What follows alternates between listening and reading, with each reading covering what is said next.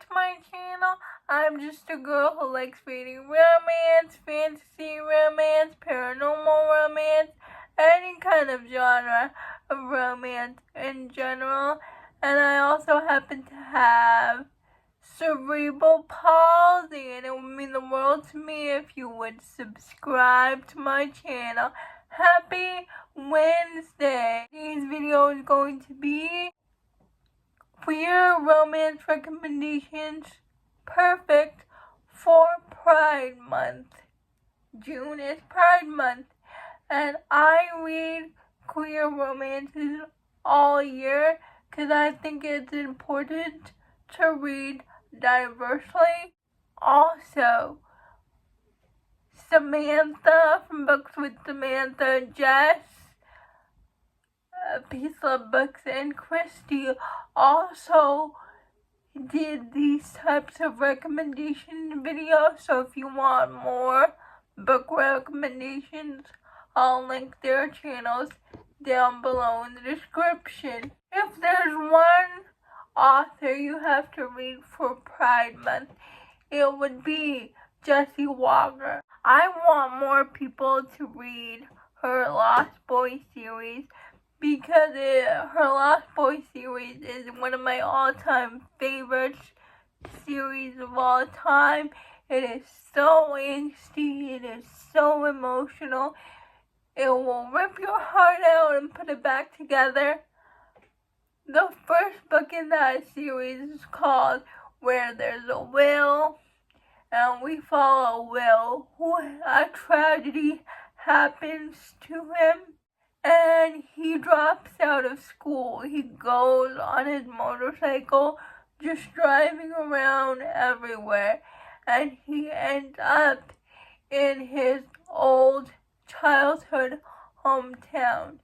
He sees one of his childhood friends, Jeremy, and Jeremy offers Will a job at his garage. But working in that garage is Waylon, Will's former childhood best friend. When they were about 13 or 14, something happened that they had a falling out. And after that falling out, Will's parents moved Will out of town, and Waylon never sees Will again. Accepting this job, he's in direct proximity towards Waylon. Both Will and Waylon carry emotional damage. They both are broken, but it's a different kind of broken, but it's so angsty. There's a push and pull between them, and I love them so much. The next book in that series is called If There's a Way. It's the second book in Will and Waylon's duet. I tell you, the angst doesn't stop. It starts all the way to the first book, Where There's a Will, and it keeps going all the way to the second. But I'm telling you, it is worth it to see Will and Waylon's happy ending, because book one will rip your heart out, and it will continue to rip your heart out in book two. But to see them get their HEA was so worth the tears for me. Third book in that series is called Every Breath After, and we follow Mason and Jeremy. Oh, I misspoke. In the first book, Will sees his childhood best friend, Mason. It wasn't Jeremy, it was Mason. But anyway, After Every Breath is about Mason and Jeremy. Mason and Jeremy are childhood friends. But the thing is, Jeremy has always been in love with Mason.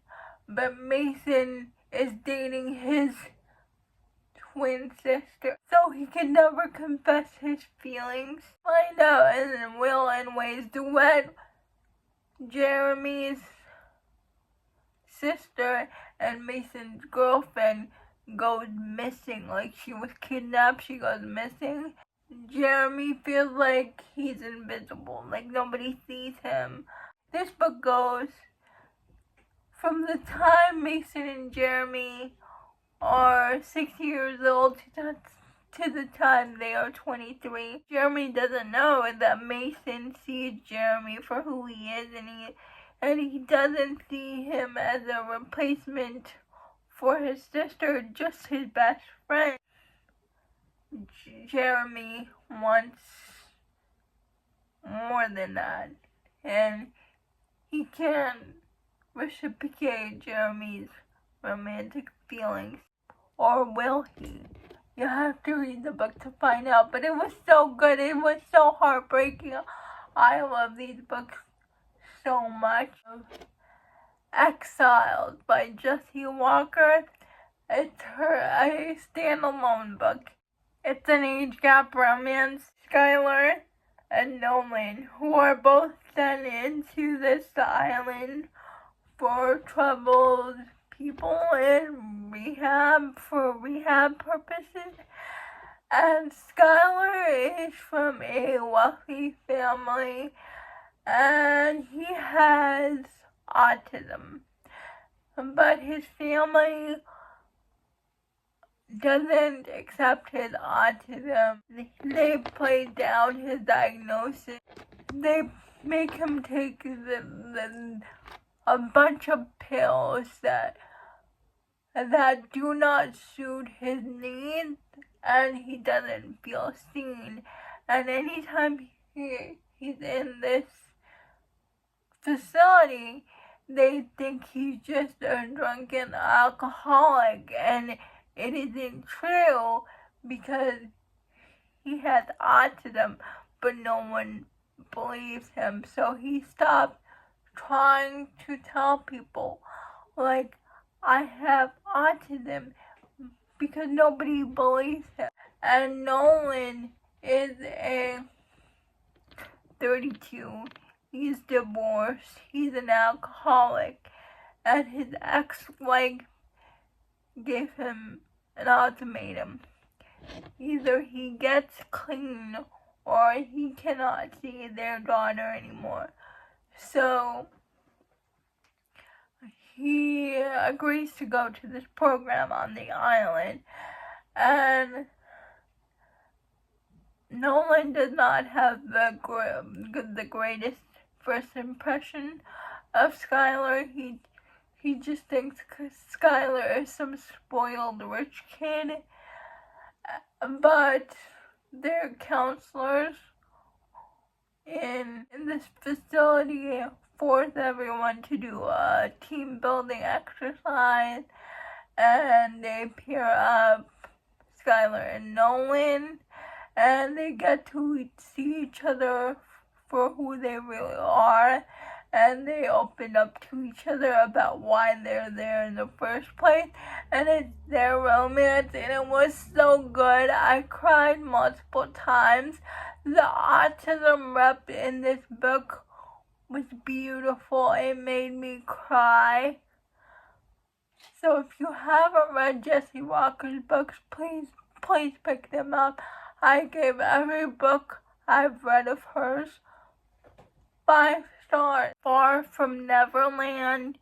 It's a dark Peter Pan retelling where instead of Peter Pan getting his romance with Wendy, he gets his romance with Hook. Peter Pan has amnesia and Neverland is dying, and Hook tries to find Peter, and it's their romance. Burning the Midnight Oil by Ashley James. It's a ex-wife's younger brother romance, single dad, small town romance. Serpentine Valentine by Gianna Darling. And we follow Lex, who's attending this academy, who one day gets assaulted. One of the professors she looked up to the most, and she tells the dean. The dean and the other teachers do not believe her, so she makes it her mission to take this dean and the professor who assaulted her down. Starts this revenge by seducing the dean's daughter. Here we go again. These two heroines who were childhood best friends, but all throughout middle school, but they had a falling out in high school. And even though they are, years later, they are teachers in the same school, they still are not good with each other. Their relationship is not fixed. They still hate each other, but their former professor, who is like a father figure to one heroine and another father figure to the other, he is dying, and his one last wish is to go on a road trip to the beach, and he wants the two heroines to take him there, and those two heroines are forced to confront what went wrong in their friendship and forced to confront how they really feel towards each other. And I love this book. It was so good. I listened to the audiobook on Ever, and it was so emotional with everything that's going on with the teacher. And In the Stars by Alexandra Balfour. We follow Darcy, and Darcy's younger brother, set Darcy up with his coworker Al, and Darcy and Al have this blind date, and it went terrible. But when her brother asked her how the date went, Darcy lies and tells him it went great. Darcy's brother confronts Al the next day. She is forced to go along with it because her mother is there too. So Darcy asks Al if they can form a fake dating relationship just for a while to get her brother off her back, and Elle needs a date for Thanksgiving with her family. So she reluctantly agrees, but during this fake dating relationship, feelings turn real. I like this one. I listened to the audiobook on Anyplay. Those are all the recommendations I have for Pride Month. My queer recommendation recs. Please let me know if you have read any of these books. I would love to know. Please like, comment, and subscribe to my channel. Liking this video would help me out a lot. And I'll see you Friday. Bye.